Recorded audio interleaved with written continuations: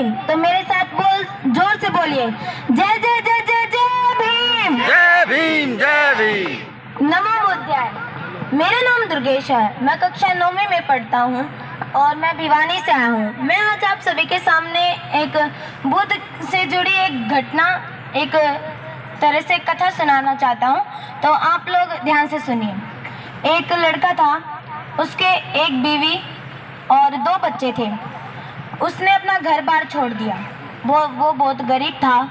वो सिर्फ अपने मार्ग में चले जा रहा था, उसका कोई ठिकाना नहीं था। उसने अपने घर बार को छोड़ दिया और वो आगे चलता रहा। दूसरे दिन वो एक वृक्ष के पास पहुंचा। वहाँ पर बुद्ध जी, भागवत बुद्ध और उनके शिष्य बैठे थे। तो उसने सोचा कि अब मैं बुद्ध की शरण में आऊँ और सन्यासी बन जाऊँ, ठीक है। और फिर बुद्ध ने उनको अपनी शरण में ले लिया और फिर उनके साथ ही विहार करने लगे और उनके साथ ही खाना मांग के खाने लगे, जैसे कि बुद्ध जी करते थे। एक दिन बहुत गर्मी थी, जून का महीना था लगभग, और बुद्ध जी को प्यास लगी। तो उसी गरीब किसान पानी लेने गया। जब वो पास के सरोवर में पहुंचा, तब उसने देखा कि जो सरोवर है, सरोवर में सभी प्राणियों ने, जो जंगल के जानवर थे, उन्होंने पानी में सरोवर के पानी में उद्यम मचा रखा है। जो सरोवर का पानी था वो बहुत गंदा हो चुका था। उसके ऊपर कीचड़, मिट्टी, गोबर, पत्ते, सूखे पत्ते सब कुछ आ गए थे। और फिर जब उस प्राणियों ने गरीब किसान को देखा, तब वे सारे जानवर डर के भाग गए। अब जो वो गरीब किसान था, वो बुद्ध जी के पास गया और बोला कि भगवान, वो सरोवर तो बहुत गंदा हो चुका है, वहाँ के जानवरों ने उसको बहुत गंदा कर दिया है। तो भगवान बुद्ध जी थोड़ी देर के लिए शांत रहे और वो उसको बैठने के लिए कहे। कुछ देर पश्चात, थोड़ी देर के बाद, भगवान बुद्ध ने कहा कि तुम जाओ और उसी सरोवर से पानी ले आओ। उसने, गरीब किसान ने थोड़ी देर सोचा और फिर सरोवर से पानी लेने के लिए चला गया।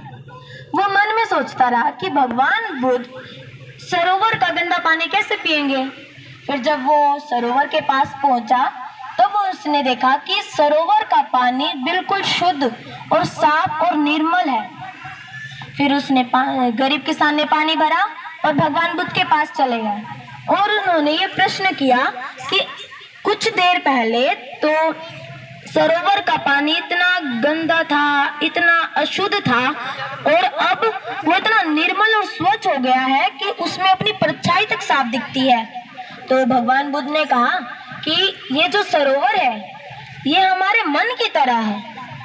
और जो ये जानवर थे, वो एक तरह से परेशानियां, जो कभी भी हमारे जीवन में कोई भी परेशानी आती है, तो वे हमारे मन में उथल पुथल, उधम मचा देती हैं, जिससे कि जो हमारा जो मन है, जो निर्णय लेते हैं, वो हमेशा गलत चुना जाता है। तो भगवान बुद्ध ने कहा कि जब हमने थोड़ी देर उस सरोवर को शांत रहने के लिए छोड़ा, तो वो शांत होने लगा और उसका जो सारा कचरा है, सारा जो कूड़ा करकट था, वो नीचे बैठ गया।